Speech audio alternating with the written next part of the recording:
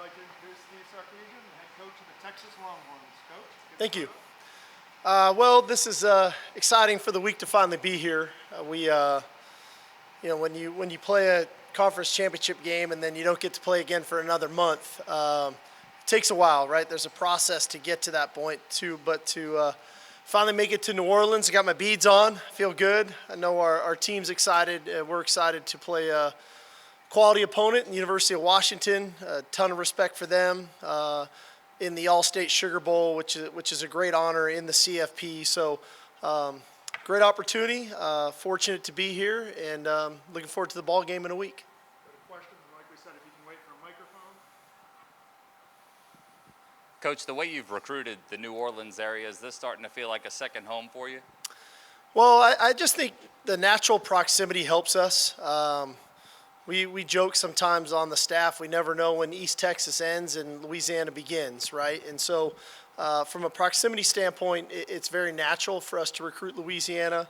Naturally, we have a couple of coaches on staff who do a heck of a job recruiting the state. We've been fortunate to sign some really good players that are really good on our team right now, and hopefully that can continue. We know that this state produces a ton of talent. And so for us to be able to make some inroads here recruiting and now to be playing in the Sugar Bowl, it's naturally, I think, helpful for us.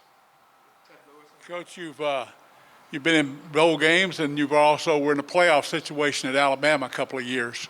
How do you treat this different from a regular bowl game, and what have you done to maybe implement those? What did you learn first from being in Alabama in the playoffs like that, and what have you done to implement that this week? I think one of the keys is you do a lot of the structural work from a game planning perspective back home, right? Because we have so much time. We kind of take a week to really implement what we want to do when we're back at home.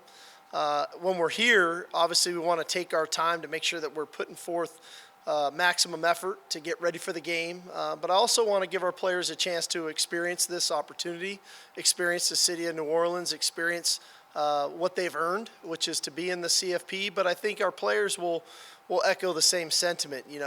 We're here to play our best football that we can play to try to win a semifinal game to get into the national championship. And so I think there's definitely a workman-like mentality that this team has, but I want to make sure that they enjoy the experience as well because they've earned it.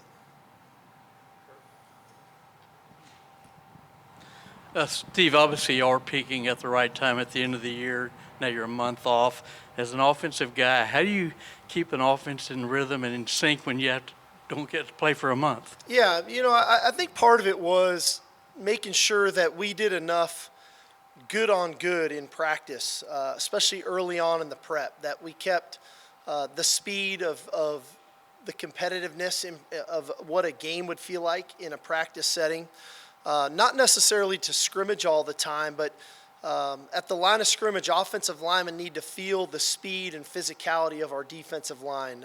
Our DBs need to feel the speed and the rhythm of our passing game because that's critical to, when that ball gets kicked off next Monday night, it's all gonna be fast. And so we have to make sure that we're playing to our tempo and to our speed. I think too, when you implement a game plan, what I've learned is you don't want to give it to them all at once because ultimately then it can become monotonous. And so we try to kind of keep giving them things as the day comes and to keep their interest really perked and on point and make sure that practice is upbeat and energetic and that we've got a lot of positive vibes going in our building and on the practice field. And I think that our guys have responded well to that. Steve, the messaging has been pretty consistent throughout the year from yourself and the players about each week being a championship week, and you talked about the workmanlike mentality. How does that help the team kind of not get overwhelmed by this atmosphere at the Sugar Bowl and really be able to be laser focused just on the task at hand? Well, I think one thing that's helped us this year, we've played in some pretty tough environments, right? We've had to go on the road, and naturally, playing in Tuscaloosa was helpful for us. Playing in the Big 12 championship game in Arlington was good for us. And to not be too enamored with the outside and what was going on outside, but stay focused on us. We have a simple adage, be enamored with us. And we try to keep our focus internal.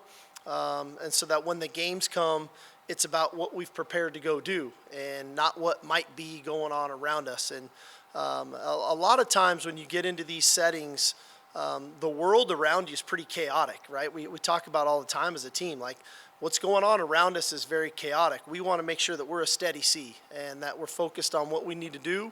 We're very calm when the moment comes, regardless of the circumstances, because adversity is going to strike. It's going to strike in this ball game, but us keeping our composure, us keeping our poise is going to be critical to our success.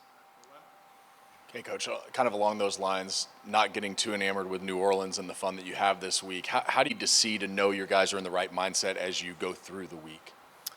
Well, I think that started back home. You know, when you listen to our leaders talk and when you guys get a chance to visit with them, I think their focus is already there.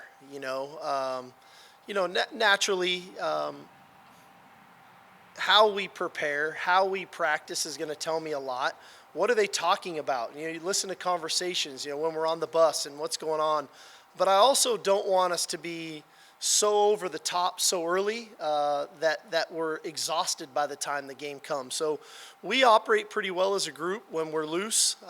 We have a lot of fun together as a team. But I also think that this group knows how to, when it's time to really be focused and locked in, that they have the ability to do that. And so I don't think that we need to change a whole lot. I think that we already know kind of how to do that. And so, trusting on our training to get us to this point, I think will be big as well. Your staff had a month to prepare for them. Their staff had a month to prepare for you. Yeah. Does that change how you go about things, or do you just try to, how do you deal with that extra time? Well, it presents a heck of a challenge. Obviously a lot of what we do early on is look at ourselves first. What are our tendencies? What do we need to, where are we giving away too much in any phase, offense, defense, or special teams? Two, knowing that, Washington staff and the staff, Coach DeBoer and his crew, they're great coaches and they do a heck of a job. And so knowing that they've had the same amount of time that we've had, I think is understanding, as you navigate your way through it. But at the end, it all comes back to let's not outsmart ourselves. And let's make sure that we do the things that we do well. And let's make sure that we continue to do those things well as we game plan and put some of the fluff around it.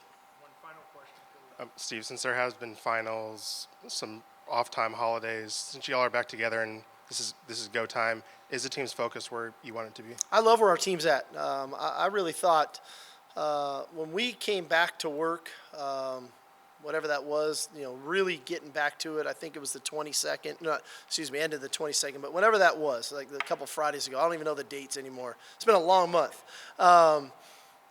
They were ready. Our guys were ready. I don't think they even wanted to stop practicing, but I knew that they needed it. We were a little fatigued by that Big 12 championship game. This was a heck of a week we just had last week. They had a few days for the holidays, and we came back the last 2 days and had 2 really good days of work. I like the mentality, so I feel good about where we're at. I know that the hay is not in the barn for us. We've got work to do this week while we're here to put ourselves in the best position to be successful. Thank you, Coach. All right, y'all. Thank you.